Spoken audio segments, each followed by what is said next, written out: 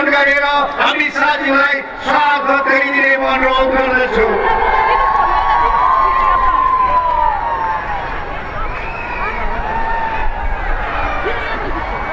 र गोर्खा राष्ट्रिय मुक्ति मोर्चा अध्यक्ष मन घिसिङको पक्षबाट खदाप गरिँदैछ। त्यसरी नै निरजी बाज्यूको भूमिबाट टोपी उडाइदिँदैछ। त्यसरी नै एनबी छेत्रीज्यूको पक्षबाट खदाप गरिँदैछ।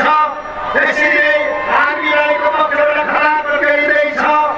हाम्रा महिला मोर्चाको पक्षबाट श्रीमती शारदा राईज्यूबाट खदाप गरिँदैछ।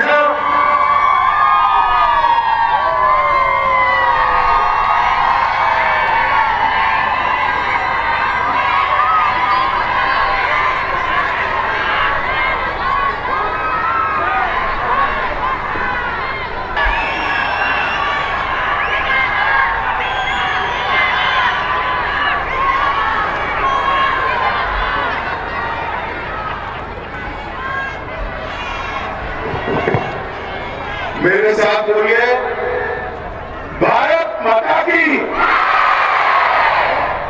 अरे भाई, दार्जिलिंग आया हूं, ये वीरों की भूमि है, गोरखाओं की भूमि है। आवाज ऐसी रहेगी क्या? ममता दीदी तक कलकत्ते में आवाज जानी चाहिए। मेरे साथ दोनों हाथ उठाइए,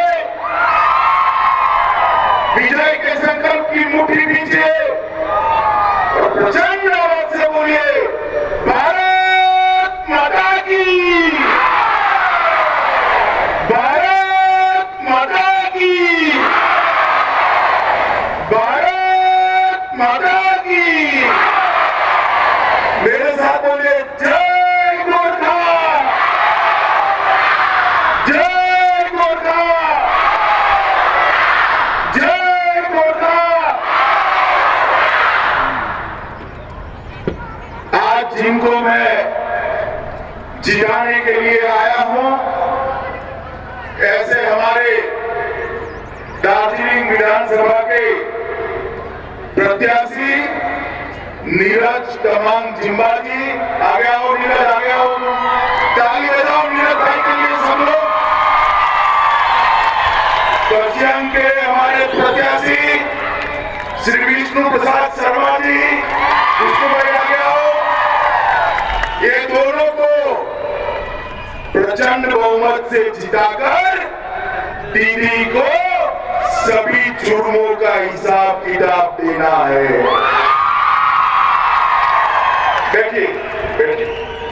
मेरे साथ यहाँ के लोकप्रिय सांसद और मेरे दोस्त युवा सांसद और पूरे देश के गोरखा नेता भाई राजू बिष्ट के लिए जोर से ताली बजाएं। जीएनएलएफ के नेता भाई मान घिसिङ जी,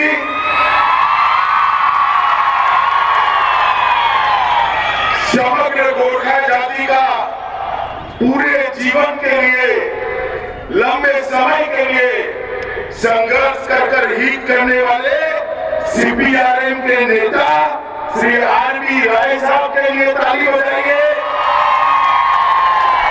दार्जिलिंग के जिलाध्यक्ष कल्याण कुमार देवांग जी, मनोज देवांग जी, एडवर्ड जी,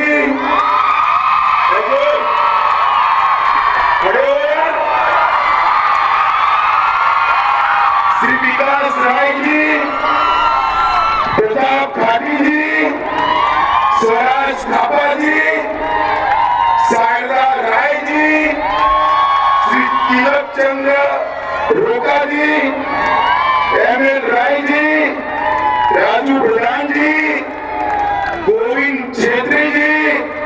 मेरे साथ यहाँ पर दिल्ली से आए हुए भाजपा के राष्ट्रीय प्रवक्ता भाई संजय मयूख जी, दिल्ली के नेता राजीव बब्बर जी, प्रवासी इंचार्ज ब्रिजेश सिंह जी, और आज पूरा देश जिन पर नाच करता है ऐसे मेरे प्यारे गोरखा भाइयों, बहनों, माताओं और मेरे जिगर के टुकड़े जैसे युवा मित्रों, सबसे पहले तो मैं एक खूबसूरत वादी और ऐतिहासिक स्थान पर आकर अपने आप को भाग्यशाली समझता हूं कि मैं आज आप लोगों के बीच में यहां पर आया हूं। मैं इस पावन भूमि पर महाकाल मंदिर, धीरधाम मंदिर और विश्व शांति पगड़ा जहां पर उपस्थित है, ये तीनों स्थानों को प्रणाम कर मैं अपनी बात शुरू करना चाहता हूं। मित्रों, स्वातंत्रता संग्राम में दार्जिलिंग ने बहुत बड़ी भूमिका निभाई। धवल बहादुर गिरी, हेलेन लेप्चा, गागा छिरिंग, पुष्प कुमार घिसिंग जैसे अनेक स्वतंत्रता सेनानियों ने देश को आजाद करने के लिए इसी भूमि से संघर्ष किया है। वो सभी को मैं बहुत बहुत नमस्कार करता हूं। और आज मैं यहाँ आया हूं तब सबसे पहले एवरेस्ट चढ़ने वाले भारत के गौरव तेंजिंग शेरपा को भी हृदय से प्रणाम करके मेरी बात किया। महान साहित्यकार इंद्र बहादुर राय को भी मैं याद करना चाहता हूं। और मित्रों, सबसे ज्यादा आप सभी को इतनी बड़ी संख्या में मोदी जी के समर्थन में यहाँ उपस्थित होने के लिए यहाँ बैठे हैं, पीछे बैठे हैं, ऊपर बैठे हैं, वो सभी को प्रणाम कर मेरी बात की शुरुआत करें। मित्रों, दार्जिलिंग देश के सबसे खूबसूरत शहरों में से एक, सबसे खूबसूरत स्थानों में से और देश के सबसे पुराने स्थापित शहरों में से एक। देश में सबसे पहली बिजली 1897 में हमारे दार्जिलिंग के अंदर आई थी। सबसे पहले 1850 में यहाँ पर दूसरी नगर पालिका बनी, म्युनिसिपालिटी बनी। मद्रास के बाद दार्जिलिंग पहली म्युनिसिपालिटी बनी और चाय बागान के रूप में पूरे बंगाल में सबसे पहला इंडस्ट्रियल एक्टिविटी भी मेरे दार्जिलिंग के अंदर शुरू हुआ। मित्रों, ये छोटी सी जगह ने हमारे देश के आजादी के लिए, देश के विकास के लिए बहुत बड़ी भूमिका निभाई। माताओं, बहनों और भाइयों, मैं तो बात कर रहा था 1850 की, 1897 की, मगर इसके बाद आजादी के बाद कांग्रेस, कम्युनिस्ट और अब ये दिल्ली, तीनों ने दार्जिलिंग के विकास को फुल स्टॉप लगा दिया। मुझे बताइए, ये दार्जिलिंग 21वीं शताब्दी का अनुरूप दार्जिलिंग बना है क्या? बना है क्या?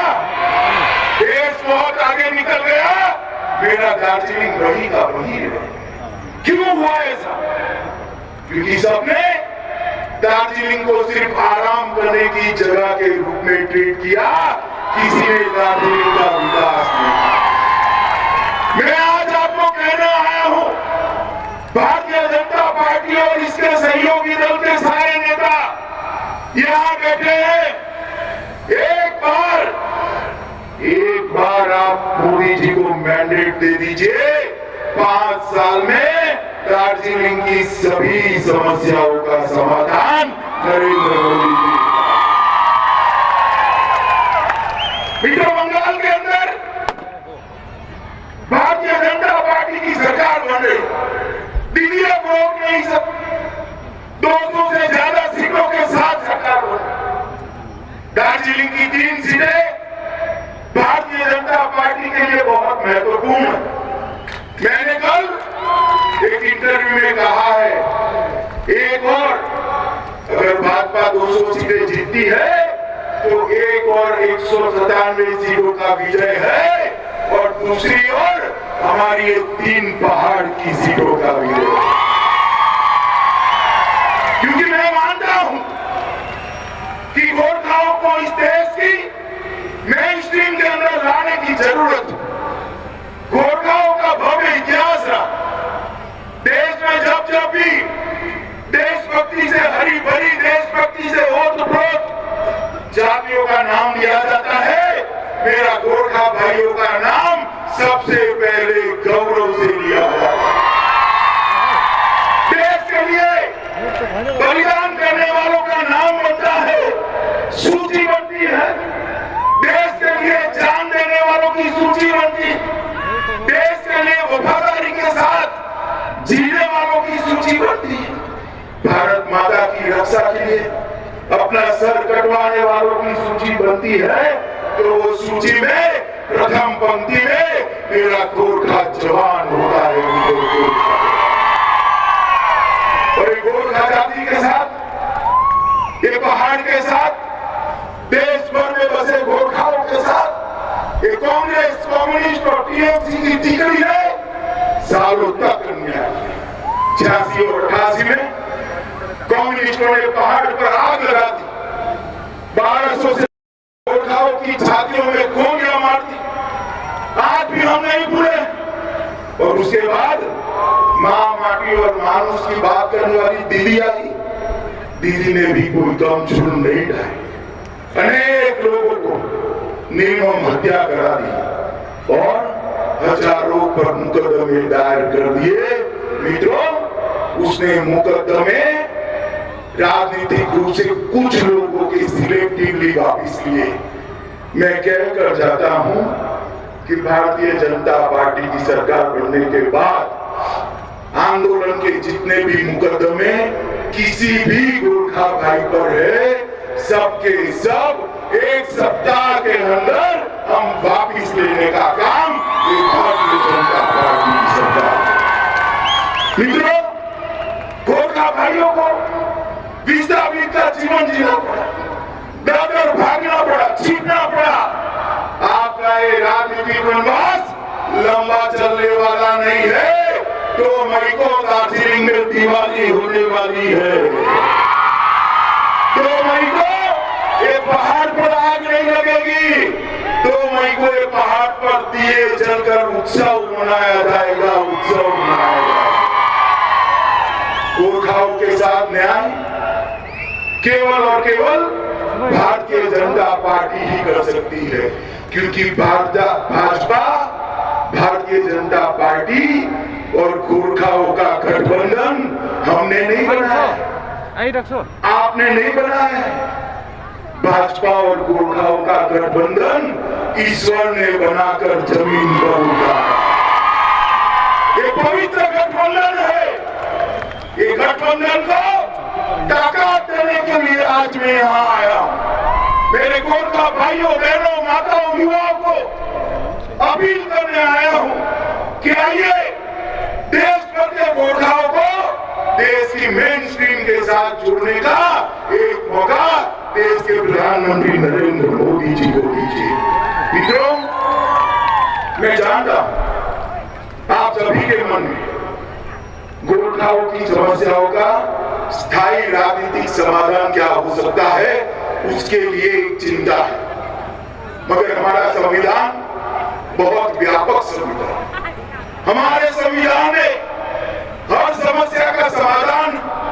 मैं आज इस पवित्र दिन पर आप लोगों को वादा कर जाता हूं कि गोरखा समस्या का स्थायी राजनीतिक समाधान भारतीय जनता पार्टी की दोनों सरकारें, केंद्र सरकार और बंगाल की सरकार मिलाकर निकालेगी। आपको आंदोलन नहीं करना पड़ेगा। छुट्टी हुई 11 गोरखा उपजातियों को एसटी का स्टेटस चाहिए। सालों से मामला लटक रहा है। न बंगाल सरकार ने चिंता की, न भारत सरकारों ने चिंता की। भाजपा की भारत सरकार आई, मगर ममता दीदी कोई मीटिंग में आई कैसे करे? अरे बदल दो ममता दीदी को, भाजपा का मुख्यमंत्री ला दो, 11 गोरखा जातियों को अनुसूचित जनजाति का एसटी का स्टेटस देने का काम ये भारतीय जनता पार्टी की सरकार। मित्रों, हम चाय बागान की पीड़ा से अवगत हैं। पर्चा पट्टा का आपका वेदना हम जानते हैं। पीढ़ी दर पीढ़ी चाय बागानों में काम करने के बावजूद, पीढ़ी दर पीढ़ी सिंकोना बागान में काम करने के बावजूद पर्चा पट्टा नहीं मिलता है। हमने तय किया है कि पर्चा पट्टा 6 महीने के अंदर हर गोरखा भाई बहन को देने का काम। चाय बागान के मजदूरों के लिए अभी जो बजट नरेंद्र मोदी सरकार ने रखा, उसमें 1000 करोड़ रुपए की घोषणा की। 1000 करोड़ रुपया चाय बागान के मजदूरों के, हमारे श्रमिकों के लिए, उनके रहने के घरों के लिए, उनके लिए अच्छे हेल्थ सेंटर बनाने के लिए और उनके बच्चों की प्राइवेट स्कूल बनाने के लिए भारतीय जनता पार्टी खर्च करने वाली है। और चाय बागान के श्रमिकों का वेतन, हम आज तक जो शोषण हुआ हो चुका, चाय बागानों के मजदूरों का वेतन हम बढ़ाकर 350 रुपए तक ले जाने का हमारे संकल्प है। दार्जिलिंग की सबसे बड़ी समस्या पीने का पानी। इसके कई रास्ते हैं। पहाड़ है, पानी को बचाने के कई रास्ते हैं, मगर किसी ने करा नहीं। गांव में, शहर में जल संचय के काम के माध्यम से एक सुंदर व्यवस्था कर 600 करोड़ रुपया इन्वेस्ट कर भारतीय जनता पार्टी की सरकार दार्जिलिंग के पीने के पानी की समस्या का हम गंभीरता के साथ रास्ता निकालने वाले हैं। 600 करोड़। सबसे ज्यादा बारिश होती है ऐसा क्षेत्र मिला दार्जिलिंग। ये पहाड़, इसके जल संचय की व्यवस्था नहीं की, संचित करे हुए जल को घर तक पहुंचाने की व्यवस्था नहीं की, संचित किए हुए जल को शुद्ध करने की व्यवस्था नहीं की। ये सारी व्यवस्थाएं असंभव नहीं है। दिल में प्यार चाहिए क्षेत्र के लिए, दिल में लगन चाहिए। पानी पीने के लिए, घर के पानी के लिए माताओं बहनों को जो तकलीफ पड़ती है, इसके लिए मन में दर्द चाहिए। वो दर्द नरेंद्र मोदी जी के दिल में है। मित्रों, वो दर्द सिंकोना के चारे पार सिकुड़ रहे, औषधियों के सारे पौधे मर रहे। इसके अंदर नए प्रकार की औषधियों को लगाया नहीं जाता। आयुर्वेद दुनिया भर में बढ़ रहा है, मगर यह औषधीय पार्क मर रहा है। मैं आपको वादा करता हूं, सिंकोना को हम मेडिकल मेडिसिन का हब बनाकर पूरे विश्व में इसके मार्केटिंग की चिंता करेंगे। सिंकोना बागान 10,000 से ज्यादा लोगों को रोजगार देता है। अभी भी और संभावना है। मैं आपको बताकर जाता हूं कि एक हर्बल पार्क बनाकर सारे सिंकोना पार्क का पुनर्निर्माण करने का काम बंगाल की भारतीय जनता पार्टी की सरकार करेगी। मित्रों, फॉरेस्ट राइट एक्ट, मुझे एक बात बताइए, देश भर में फॉरेस्ट राइट एक्ट मिलता है। आप लोगों को मिलना चाहिए या नहीं मिलना चाहिए? जोर से बोलो, मिलना चाहिए या नहीं मिलना चाहिए? आपका अधिकार है या नहीं है? ये दीदी ने आपके अधिकार से आपको वंचित रखा। मैं बताकर जाता हूं कि फॉरेस्ट राइट एक्ट 2006 यहां पर दार्जिलिंग की पहाड़ियों पर भी, कलिम्पोंग जिले में भी इसको लागू कर आप लोगों को ये अधिकार से बहाल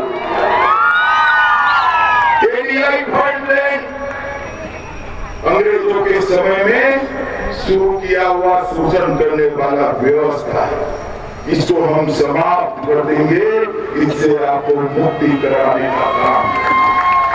उच्च शिक्षा के लिए एजुकेशन हब के रूप में हमारे पुरखों ने दार्जिलिंग को विकसाया था। ढेर सारे देशों से, ईस्ट के सारे देशों से, नेपाल से, भूटान से, बांग्लादेश से लोग यहाँ पढ़ने आते, मगर पूरी व्यवस्था खस्ता हाल। मित्रों, मैं आपको कहकर जाता हूँ, भारत सरकार भाजपा की और बंगाल सरकार भाजपा की एक डबल इंजन सरकार यहाँ पर उच्च शिक्षा में दार्जिलिंग को फिर से एक बार विश्व प्रसिद्ध उच्च शिक्षा का हब बनाने का काम करेंगे। और इसके साथ साथ पहाड़ उतरते ही उत्तर बंगाल के अंदर एक सेंट्रल यूनिवर्सिटी की स्थापना करने का काम भी भारतीय जनता पार्टी करेगी।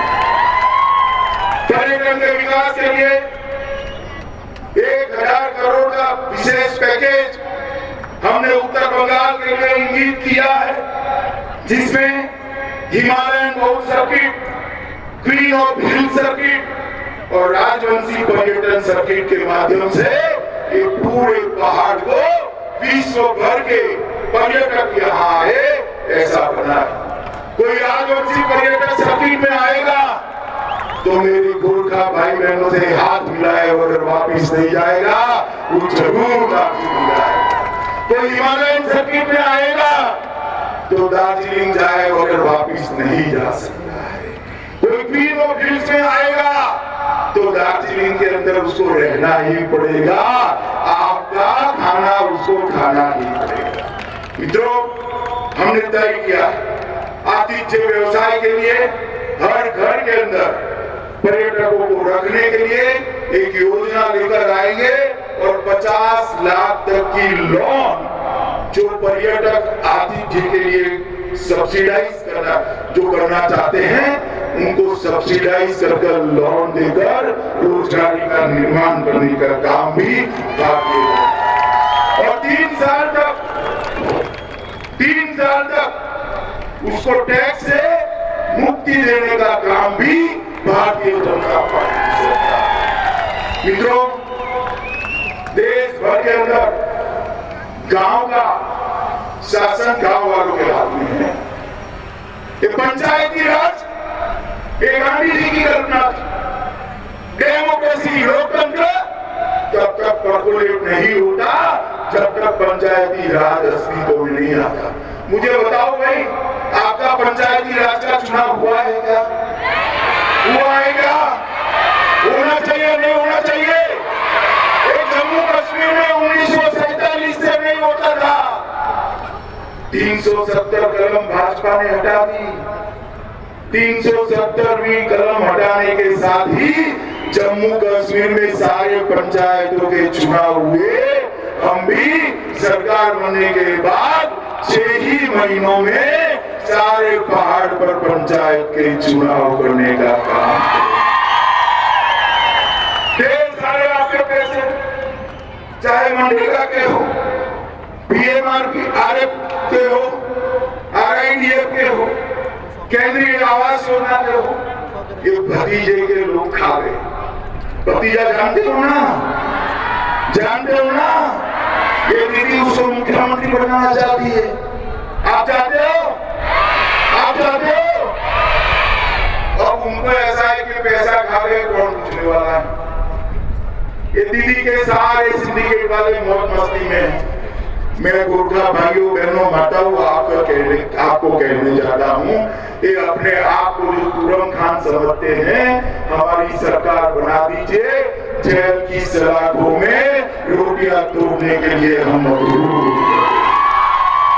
अरे शिक्षकों की भर्ती में भ्रष्टाचार, जो शिक्षक, जो टीचर बच्चे को पढ़ाता है, ये पवित्र व्यवसाय के अंदर आपने भ्रष्टाचार किया है।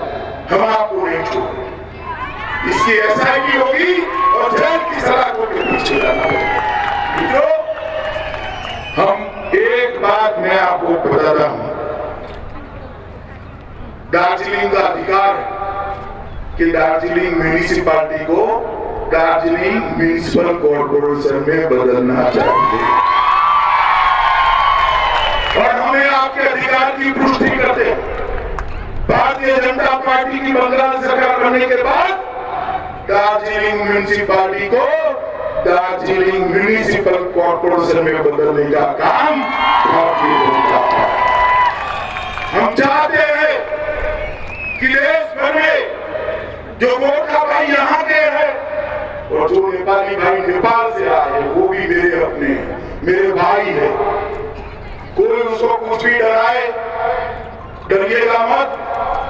गोरखाओं और नेपालियों के सम्मान के लिए भारतीय जनता पार्टी किसी के भी साथ लड़ाई कर सकती है। मैं आज आपको बताने आया हूं, हम गोरखा भाषा को बंगाल की सहभाषा में सहभाषा के रूप में स्थापित कर ऑफिशियल भाषा का दर्जा देने का प्रसार भारती दूरदर्शन नेपाली में अलग टीवी चैनल बनाकर आपके एजुकेशन और आपके मनोरंजन के लिए काम करे। अभी मुझे तो मालूम नहीं था। कल मैं गया रोड शो में, हमारा प्रत्याशी क्या नाम है उसका, सुबह प्रताप मेरे कान में घुसुक करे कि भाई साहब एनआरसी एनआरसी। मैंने कहा भी एनआरसी कहाँ है, कौन लाने वाला है? अभी तो कोई योजना ही नहीं कि नहीं भाई साहब एनआरसी आएगा तो गोरखाओं को तकलीफ होगी। ये दीदी आपको डरा नहीं और डराकर उसके झूठ आप भूल जाओ ऐसा करना चाहती, मगर गोरखाओं का जो चून किया ना दीदी, गोरखा भूलेंगे नहीं। भूलेंगे क्या? भूलेंगे क्या? देखो मैं आपको स्पष्टता कर जाता हूं, एनआरसी की अभी कोई बात ही नहीं है, मगर भविष्य में भी आएगी। कोई गोरखा का बाल बांका कोई नहीं, कोई आपको डराने के लिए आए मेरे नाम से कहना कि देश के गृह मंत्री ने कहा है गोरखाओं को डरने की जरूरत नहीं। ये फायर फैलाकर अपनी राजनीति रोटियां सेकना चाहता। मैं इस मंच से दीदी को कहना चाहता हूं, दीदी एक गंदी राजनीति अब नहीं चलेगी। गोरखा युवा जागरूक हो चुका है, गोरखा युवा आपके खिलाफ लड़ेगा, गोरखा युवा अत्याचारों का हिसाब किताब करेगा। क्या डराना चाहते? इस तरह से डर जाएंगे क्या? मैं आपको कहता हूं गोरखा इस देश की शान है, इसका बाल भी बांका नहीं है। कोई गोरखा कभी घुसपैठिया हो नहीं सकता।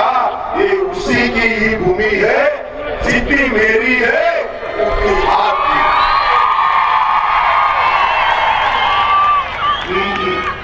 मित्रों, हम जीटीए जैसी व्यवस्था को भी बदलेंगे और आप फिर से एक बार मैं कहना चाहता हूं कि बीजेपी ही गोरखा समस्या का, पहाड़ की समस्या का स्थायी राजनीतिक समाधान ला सकती है। और मित्रों, एक बार दीदी ने हम लोगों में दरार डालने का प्रयास किया, कुछ लोगों पर केस कर उनको शरण में ले गई। मुझे तो उनकी भी कोई तकलीफ नहीं, उनके प्रति कोई फरियाद नहीं, कोई शिकवा नहीं, उनके पर भी केस किए। मगर एक बार दीदी को अपनी वीरता का परिचय बता देना चाहिए। एक बार आप लोग इस चुनाव में तीनों की तीनों सीटें भाजपा और सहयोगी दल को जिताकर बता दो कि दीदी गोरखा और भाजपा का गठबंधन जो है ना, ये अटूट गठबंधन है, भगवान ने बनाया हुआ है, इसको आप तोड़ नहीं सकते। और ये चुनाव हमारे लिए, ये चुनाव जो है हम सबकी एक प्रकार से परीक्षा है। भाजपा और गोरखा की एकता को तोड़ने का घिनौना प्रयास किया, इसका मुंह तोड़ जवाब देना, उसको समझाना है कि ऐसे झूठ कर आप हमें तोड़ नहीं सकते, हमारे बीच में भेद नहीं कर सकते। तीनों की तीनों सीटें कमल के और साथी दलों को जिताकर दीदी को एक स्पष्ट संदेश एक बार भेज दीजिए कि दीदी जुर्म से झुक जाए, जुर्म के सामने झुक जाए, वो गोरखा नहीं होता है, गोरखा लड़ने वाला। मुझे बताओ माताओं, भाइयों, बहनों, युवाओं, गोरखा कभी जुर्म के सामने झुका है क्या? झुका है क्या? पूरे बंगाल के अंदर इस दीदी ने सिंडिकेट का राज चला, घुसपैठिए घुसाए और घुसपैठियों के माध्यम से वो अपनी वोट बैंक करते। मित्रों, भ्रष्टाचार, राजनीतिक हिंसा, राजनीतिक प्रतिशोध, दीदी ने बंगाल की राजनीति को सबसे नीचे स्तर पर ले जाने का काम किया। मैं आप सभी को दो हाथ जोड़कर विनती करने आया हूँ, ये परीक्षा का समय है, हम सबकी परीक्षा है, मेरी भी है, आपकी भी, मेरी भी परीक्षा है, आपकी भी परीक्षा है।